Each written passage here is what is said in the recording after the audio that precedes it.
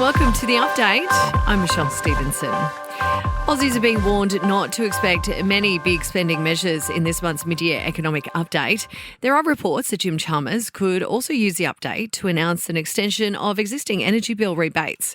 While he isn't ruling out such a measure, he does say there isn't too much in the way of new cost of living help. People shouldn't expect the mid-year update to be some kind of mini-budget with a lot of new initiatives.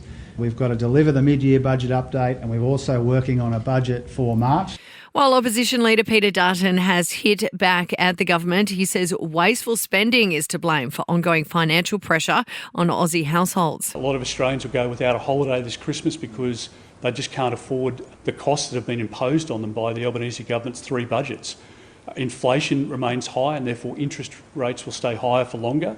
Why? Well, the Reserve Bank governor has made it very clear the government continues to spend money in a wasteful way. Departing Liberal Senator Simon Birmingham will start a new job with ANZ in February. After calling time in his 18-year political career, he's been appointed to Bank's head of Asia-Pacific engagement.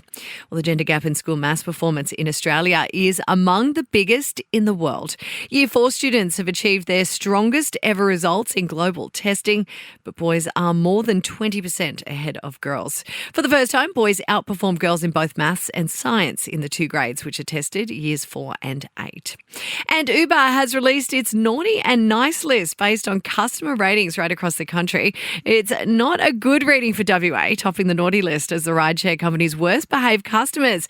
New South Wales, though, has claimed top spot on the nice list, scoring on average of 4.8. Sport and entertainment are next.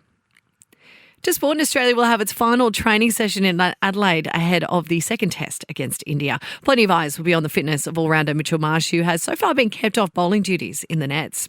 And champion swimmer Kaylee McEwen has been named Female Athlete of the Year at the Australian Institute of Sport Awards. In your entertainment news now, when Taylor Swift has recorded a special message for her fans after topping Spotify's streaming list for 2024. The superstar, the most listened to artist for the second year straight. I look back on this year and I think about how special you guys made it for us being on the Eras Tour. We went all over the world. We went to Europe, Australia, Asia, back through America, then to Canada. And so thank you if you came to see the show. Thank you for streaming the music. While Sabrina Carpenter's Espresso is the most listened to song globally on this year's Spotify Wrapped list with more than 1.6 billion streams. Beautiful Things by Benson Boone and Birds of a Feather by Billie Eilish sit at number 2 and 3 respectively. And Charlie XCX rocked out so hard while touring with Troye Sivan, she injured herself, the singer revealing she now has nerve damage in her neck from her onstage antics. And that's the latest from the Nova Podcast News Team. We'll have another episode of The Update for you tomorrow. I'm Michelle Stevenson.